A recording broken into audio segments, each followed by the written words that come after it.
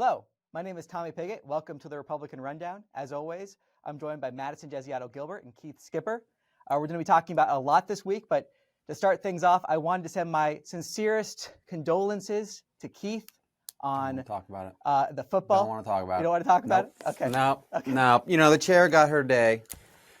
We'll enjoy that championship when the NCAA brings the hammer down on Harbaugh in 50 years because they move at a snail's pace. But, you know, congratulations to the Michigan Wolverines and congratulations to the chair. Glad that, you know, they had a great Monday night. well, in that case, we'll move on. Obviously, still a sore spot. So, but moving on. on. One question for Keith, though, before we move on to politics is, will Penix live up to the hype in the NFL? What do you think, Keith? Yes, he is going to be. Obviously, he didn't do it Monday night, but will he do it moving forward? He is going to be. I think. I mean, Caleb Williams is I mean, he's a superstar, but I think Penix will at least be the second best quarterback in that draft. I don't really. He's a winner. He's a winner. Like, yes, he had. You know, they struggled on Monday night, but I mean, he had the longest winning streak in the NCAA going into that game. He's a winner. He should be the Heisman. He's going to have a great NFL career. And if you choose any quarterback other than Caleb Williams over Michael Penix, then you deserve the misery that's coming your way because Michael Penix is going to be a star in the NFL. Yeah, and he's a great player. Rough night for his O-line, so we'll see what happens. We will. But good luck to him. He's a great all-time UW Husky. I can't thank him enough over the last 2 years. It's been really fun to watch him. Sad to see him go, but you know, we're on to the next season. We are very fortunate that we have a great foundation. I'll say that. Great foundation, and we're keeping our coach, and something Michigan may not be able to say themselves in a week or two. So cannot wait till the next season. Well, and we're on to next season here at the RNC as we get closer and closer to November. Biden administration has been a disaster. Tommy, what should we talk about first today? Well, I think the first thing, and it's been in the news all over, is the border, and specifically Mayorkas, who is the DHS secretary. He is facing impeachment proceedings in the House. The House GOP is delivering accountability on the border crisis. And there's a couple clips that Mayorkas has been saying throughout the years that I think show the huge disconnect between what he's claiming and the reality on the ground. We have a few of those clips. If we could play that first one just to start the conversation off. It is my testimony that the border is secure, and we are working every day, day and night, to increase its security. Does DHS have operational control of our entire border? No, sir. So his testimony before Congress is that the border is secure when the former Border Patrol chief says that the Border Patrol does not have operational control of the border. It is such a disconnect to claim that the border is secure, I think, when every single American knows that it's not secure. Madison, what do you think about the continued line from the Biden administration to say that the border is secure? I don't even think we need to hear from the DHS chief or anybody to see what's going on. The border is not secure. The numbers reflect that. And people across the United States and cities where migrants are being bused and dropped off every single day are seeing this. I mean, you look even just yesterday to New York City, where students at a high school in Brooklyn were forced to learn online and basically kicked out of their school so that migrants could be housed in their school gym. I mean, this is a major problem. We've seen even some Democrats, as we've talked about here on Republican Rundown in past weeks, even some Democrats shifting their tone on this when it's now becoming an issue in their city. They were fine with it when it was in Texas and Arizona, but now that this is starting to come all across the country, they've changed what they're saying about it. And I think everybody recognizes it's an issue. The Biden administration, not so much. It's super disappointing, and people will be put in harm's way as a result of this. And as an American, I'm not okay with that. I think the insult to say that it's secure when you don't have operational control. And the second part of that question is, if the U.S. government doesn't have operational control of the border, who does? And the answer is the cartels. The answer are these transnational criminal organizations. I don't understand how Mayorkas can go before Congress and continue to claim this. And not only Mayorkas, but the entire Biden administration. It's outrageous. Yeah, I mean... Oh, sorry, Keith. Go ahead. Yeah, I mean, I was just going to say, I mean, this is why Mayorkas is facing a possible impeachment in the House. He does not understand the gravity of the situation. Either that or he does understand it and is just trying to gaslight Americans. I mean, just look at the numbers. 8.5 million illegal crossings since Biden took office. 1.7 million gotaways. 25 tons of fentanyl. Mayorkas reportedly said that 85% of the illegal immigrants that they're apprehending are being released into communities to show up in court years from now. It is very clear that this is out of control, and you don't just need, to hear from, the mayors of Chicago and in New York to believe it. You can see the images yourself. I mean, it's all over the news. It's terrifying to watch and see that we truly do not have a border right now along Texas and Arizona. And Keith brings up a great point as well, Tommy, talking about not always just who's coming over the border, but what's coming over the border. Obviously, people finally starting to talk about fentanyl. This is something 6-7 years ago I was talking about all the time. Enough fentanyl coming over that border to knock out a significant portion of our population. Here in my home state of Ohio, we've dealt with the drug crisis, opioid epidemic for decades, in many states now across the country, feeling the impact just as much, if not more, than we did in Ohio. And so it's really devastating to see the really lack of attention, I think, from the White House on this. They say they care. They say they want to do something about it, but they never do. And that's pretty disappointing as we continue to see families torn apart, communities torn apart by the drugs that are coming over through that southern border. Yeah, I think that's why this is really one of, if not the greatest security threat that so many American families face, because of the fentanyl that's coming over the border repeatedly. Keith mentioned those gotaways. 1.7 million people that have crossed the border since Biden took office and evaded law enforcement, completely tried to escape law enforcement. It'd be naive to assume, given the fact that we know drugs coming over, that they're not trying to carry fentanyl, that they don't have bad intentions towards the American people. And I think another point that, and we have this clip as well that I'm hoping to play, you were both talking about the fact that so many of these cities are facing crises trying to shelter illegal immigrants in this country. Keith mentioned the 8.5 million illegal immigrants crossing the border. We actually have a recent stat where the Biden administration was caught in a lie when it comes to the mass releases of illegal immigrants that are being encountered on the border. If we could play that clip, please. The claims that CBP is allowing or encouraging mass release of migrants and is just categorically false. That is not what's occurring. That is not what's happening. Would it surprise you to hear that CBP sources say that currently they are releasing more than 70% of the migrants crossing every day, and sometimes more than that number, higher than 70%? Would that surprise you? It would not surprise me at all. I know the data. So you have the Biden administration claiming that they are not, or that there's not mass releases of illegal immigrants into the country. And then you find out from Alejandro Mayorkas himself that there's over 75% of these people that are being encountered being released into the country. And in fact, we recently learned it's as high as 85%. I mean, Madison, you talked about the schools that are being locked out to house so many of these people. This is really affecting so many cities around the country because they just simply don't have the resources to deal with this crisis. It's absolutely unbelievable, and it's something that we're going to have to face and deal with for years to come. This isn't something that can be fixed overnight. And so the quicker we can get to next January, that we can get a Republican back in the White House, hopefully have more people in the House, have control of the Senate, and start really fixing immigration in this country, securing the border, doing what needs to be done. The court backlogs, as I mentioned as an attorney so often, are absolutely unsustainable. That's a whole nother issue that we have to face. Otherwise, we'll continue to see this happen. I mean, the Biden administration is pretty much saying, come to the border, come through. We don't care. We won't do anything about it. We won't arrest you. We won't deport you. We won't send you back. We're going to feed you, house you, and just release you into the country. And that's a major, major problem. And most Americans don't agree with what's going on. So it's super frustrating when you talk to, especially, and these are some of the women that I worked with over the years, over the past decade, angel moms, people who have lost loved ones here in this country due to illegal immigrants that were deported and allowed back in so many cases. One American losing their life due to this is too much, whether it be from fentanyl or it be from an illegal immigrant that committed a crime like homicide or drove without a license and killed someone's son. This is a major problem. And I don't think that it's, again, going to be fixed overnight, but I do think Republicans are on the right side of the issue and prepared to do what it takes to come to the table and fix the issue long term. Yeah, and Keith, I think you were bringing up some of these stats. I think what is so insulting about the administration's response to this, just claiming it's business as usual, is the scale. 8.5 million illegal border crossings, 10,000 a day currently, up to 85% of people being released into the country. the scale of this means that there's practically no vetting. So how can they say there's a secure border when you have these mass releases, you have these gotaways, you have these drugs coming over the border, and you have almost no vetting in place, and people really going to cities around the country?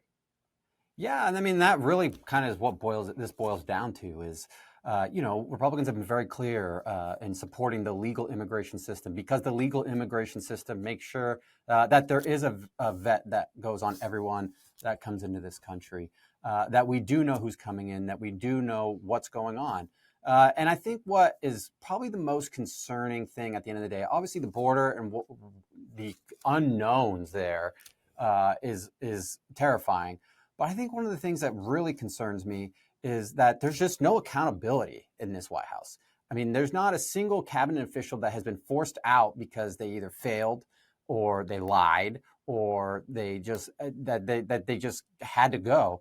And Mayorkas is a great example. He can just say these things that we know aren't true, and he doesn't get held accountable by his boss. And look, I hope Secretary Austin, he is going through something that we hope that nobody goes through with his illness and his treatment, and we pray for his recovery. But the fact that he could just do these things and have these procedures and be in the hospital for so much time and feel comfortable that he didn't have to let the White House know, I think really shows the culture that's in this administration. And you can see it in places like with Mayorkas, where he just feels he can just do and say what he wants, and he knows that he's not going to be held accountable for it. And that is what should infuriate the American people, that this president is so out of touch and so disengaged that he has that his officials that represent different parts of this government on behalf of the administration feel that they can do whatever they want, even if it means not doing their job, lying to the American people, and ignoring major crises such as our border. Biden can't even keep track of himself, Keith, let alone his secretaries or what anybody else is doing. He doesn't even know how to get off of a stage. So I'm just as concerned as you are on that front. Yeah, I think it's kind of which question's worse? The fact that you have the Secretary of Defense who was incapacitated for days, the fact that no one at the White House knew about it, no one at the White House noticed, or that the Secretary of Defense didn't feel the need to tell the White House. It's a similar question with Mayorkas. Which one's worse, that Mayorkas is refusing to enforce the law, or that Joe Biden is really letting him refuse to enforce the law, encouraging him to not enforce the law, and really letting this crisis get out of hand? And it really kind of gets to the point of, where is Joe Biden? Where is he with all these crises going on? It's either he's creating these crises, or he is so incompetent that he is incapable of solving them. And I think that's the most generous interpretation of what's happening here. Yeah, and I think a serious question to be asked is, does Joe Biden even know what the law is? He has not been at the border. He has not been anywhere really that he's supposed to be or should be, when you look at what's going on across our country and across the entire world, to be quite honest. He's on vacation all of the time. He spent close to 40% of his presidency on vacation. Meanwhile, our country and the world is burning. It's been a year now since he visited the border, with little progress at his last visit, and obviously no progress as we see the numbers continue to get worse. He's also not been here in Ohio and East Palestine. Where else in the country, Tommy, has Joe Biden not been recently? Well, those are two great examples. The border, East Palestine, where he has been, is on vacation. He certainly hasn't been to a grocery store or a gas station or really anywhere else that you buy things, or else he wouldn't be out there claiming that Bidenomics is working. He has spent, based off of analysis that we've done here, most of his last few weeks either on vacation or at fundraisers. I mean, he is not addressing these problems.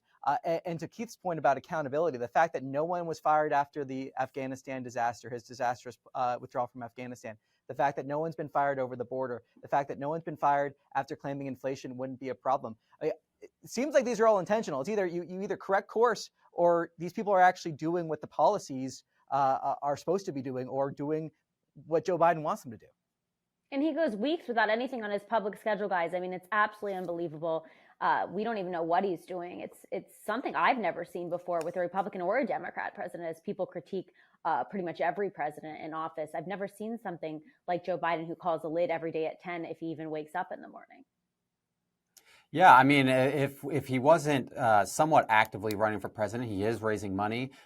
You would think that he's quiet quitting. I mean, he's not doing the job. And you can tell, I mean, Democrats are sounding the alarms over this. I mean, you have former President Barack Obama, who apparently, according to reports, has been urging the president to kind of shake things up.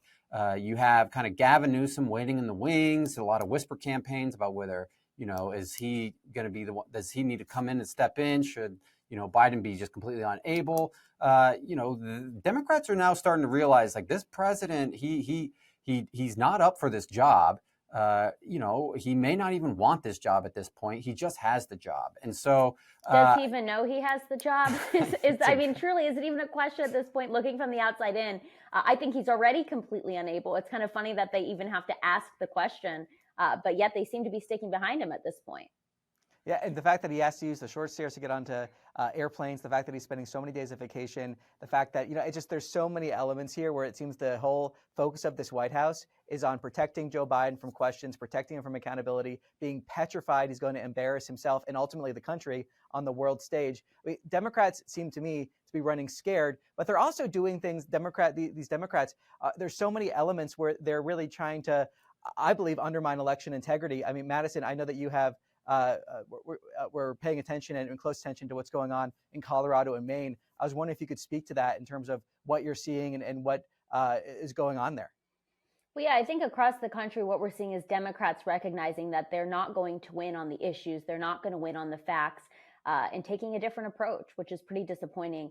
What we saw happen in Colorado, what we're seeing happen in Maine and other places is something that I wouldn't want to see happen to a Democrat just as much as I don't want to see it happen to President Trump. And so in Colorado, Maine, they took him off the ballot. Colorado Supreme Court obviously upheld this. We immediately joined in with the president's team to challenge this. We filed an amicus brief in support, set aside resources. We recognize how important this is to fight against election interference. No matter who this is happening to, whether it's one of our candidates or someone on the other side, it's simply wrong. And so the Supreme Court swiftly took up this case as we expected. So I think this will ultimately be handled very quickly, and we will see the proper result. I would be shocked if it's not a 9-0 decision coming out of the United States Supreme Court to overturn what the Colorado Supreme Court ultimately said was okay when it simply wasn't. But again, we're at a point where we even have to be involved in something like this, that we even have to be talking about this, that we even have to be asking these questions. And I think that's what's so astounding about 2023, 2024, that things have become so partisan that people on the Democratic side have been willing to bend the rules to, in this case, I think, go against the Constitution to meet a political need. It's not okay. And I'm very disappointed that we had to take legal action and that the campaign for President Trump had to take legal action to put a stop to this. Should have never gotten to that point. What do you think, Keith? Yeah, I mean, I think what really stood out to me, the president was in Pennsylvania at the end of last week, did a big speech about how democracy is on the ballot. And you can check this out at factcheckbiden.com. Our team does real-time fact checks on things that the president says. We also produce video content as well on our social channels. But factcheckbiden.com, you can sign up for real-time updates when the president tells a lie.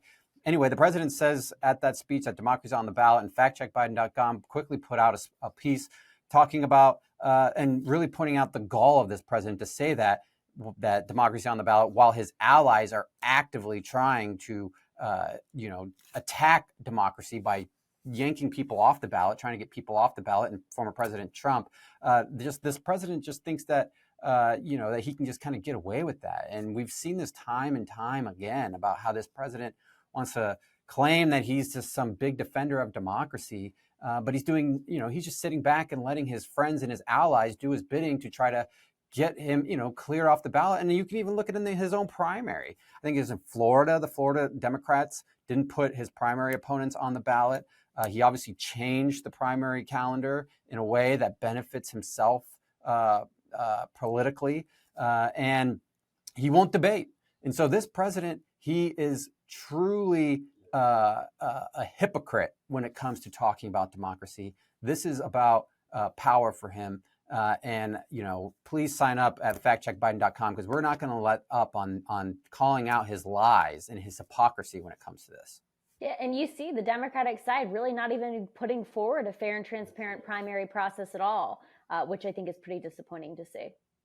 Yeah, I mean, and Keith mentioned the point about power, the fact that he ends this speech on democracy bizarrely yelling into the microphone, "I know about power." That's literally how he ended this speech. I mean, it was really a bizarre and shocking end to that speech. And there are so many elements of this Keith was talking about his hypocrisy. There's actually another piece on factcheckbiden.com in terms of one of Biden's comments saying that we choose the Constitution, and really the hypocrisy there from a president that refuses to uphold his obligations under the Constitution to secure the border. The fact that this president says things like, I don't have the power to forgive student loans, or the Democrats are saying that, and then he goes out there and that's quickly struck down by the U.S. Supreme Court. The fact that his DHS was trying to set up a tool in order to influence and police speech online, and that there's been times where the press secretary has admitted that the administration is communicating with social media companies to try to censor speech. The fact that you have examples of Catholics, of pro-life Americans being targeted by this administration shows the gall for him to get up there and say, I choose the Constitution. The fact that he's smearing people that support election integrity measures like voter ID going down to Georgia in a big speech, and really smearing Americans that support widely popular measures that are really basic safeguards. It's so astonishing if it wasn't the bedrock of his campaign, but the fact that it is the bedrock of his campaign, I think shows how weak his campaign is, because it just shows that he's a hypocrite on these issues. Keith, do we have extra copies of the Constitution? Maybe we can mail those over. We should. Pennsylvania Avenue, see if maybe we'll take a little field trip down there and drop off a bunch, because they certainly need it.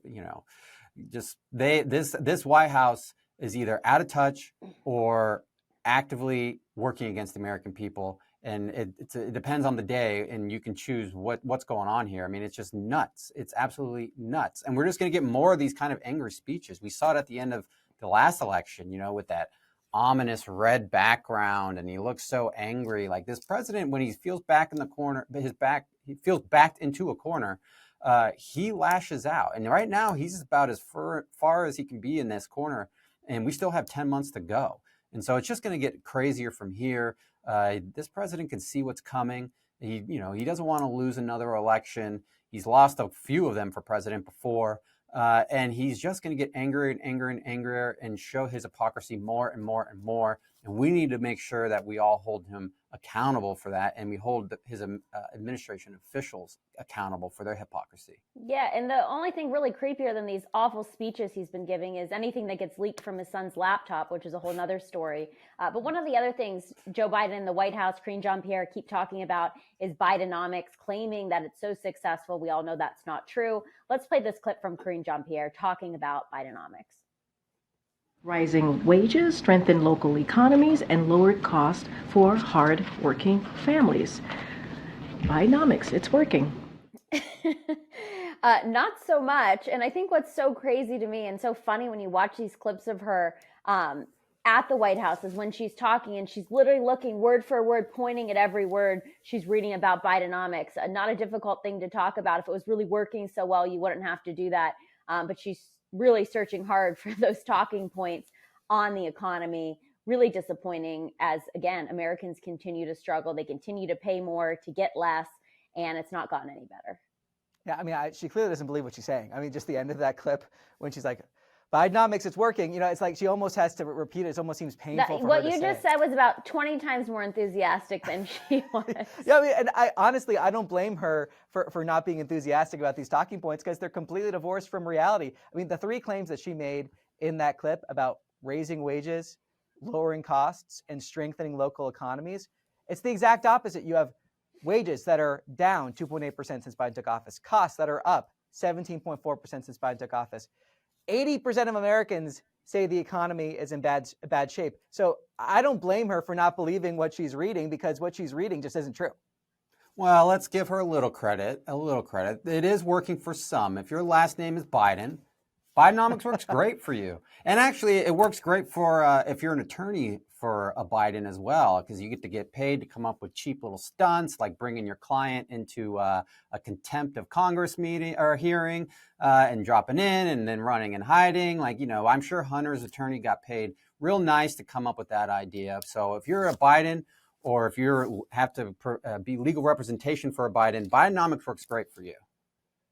It's just not the rest of America, as we continue to go to the grocery store, go to the gas pump, pay utility bills, and are unhappy with it. And I've been talking a lot about this throughout this week as we get closer and closer to that first, primary in New Hampshire. And then obviously before that, Monday, just a few days away from Iowa.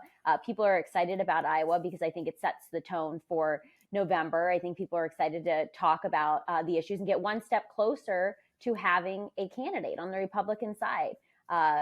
Keith, you encourage people to get out there, obviously, and caucus in Iowa for all of our Iowan Republicans, correct? Absolutely, yeah. I mean, it's here. I mean, I can't believe that it's already here, and it is Monday. Well, actually, the chair and I will be in Iowa this weekend, doing some event with to try to activate young voters and get them to participate in the caucus, because this is it. It's truly started now, and it's an exciting time. We are firmly on the march to November, and it starts in Iowa. And if you live in Iowa and you want to know, you've got to, trying to figure out where your caucus location is, you could check out iowacaucus.gop, and that should help you out. And it's time to go. I mean, from there, 8 days later, we're on to New Hampshire. And then shortly after, we got Nevada and South Carolina, and off to Super Tuesday. And then next thing you know, we'll be in Milwaukee. We'll have a nominee, and then we'll be November. It's crazy how quickly this is all moving. Yeah, and Keith, to that point about all these primaries coming up, one thing I think we should mention is the fact that we have, in terms of bank your vote, making plans to bank your vote, to vote early, things are going to move fast. So now's the time to make that plan. We have state-specific sites for all 50 states in terms of how people can go get information they need to bank their vote by voting early as they go to these 16 languages. Yeah. We have it in 16 languages too, which is great. Yeah, exactly. So now's the time to make sure that you get your plan to vote, because as you get these primaries going and you're thinking about the primary process, you should also be making that plan to vote early in the general. Now's the time to do it, not wait. It's really important to make sure that we win in November. Yeah, absolutely. And we will. People keep saying, to me, Madison, what's your number one prediction for Iowa? What's your prediction for New Hampshire? My prediction is that whoever becomes our nominee will beat the Democrats in November. And that's what I'm most excited about. We're busy at the RNC laying the groundwork, building that road, that infrastructure that our candidates, including our presidential nominee, will drive on. And we're prepared to help get them across the finish line. And it's going to come sooner than later. And we're one step closer every single day. Yep. And we need all of you to help us as well. So if you want to volunteer, we encourage you to go to GOP.com. You can sign up there. Get involved. There's a ton on. I don't think any of us here at the RNC can overstate how much is on the ballot this November. There's a lot on the line, a lot at stake for this country. So go to GOP.com, sign up to volunteer, and then make sure you go to bankyourvote.com and sign up to cast your vote early, commit to voting early, and let's go win some races, not only president, but on down the ballot as well. So cannot wait. Starts Monday night in Iowa with the Iowa caucus, and then we're off to the races. Washington couldn't do it on Monday, but we will do it in November. Thank you all again for tuning into the Republican Rundown. Another great week. Happy to be joined by you. Happy to be joined by Tommy and Keith. And we look forward to seeing you next week on another Republican Rundown.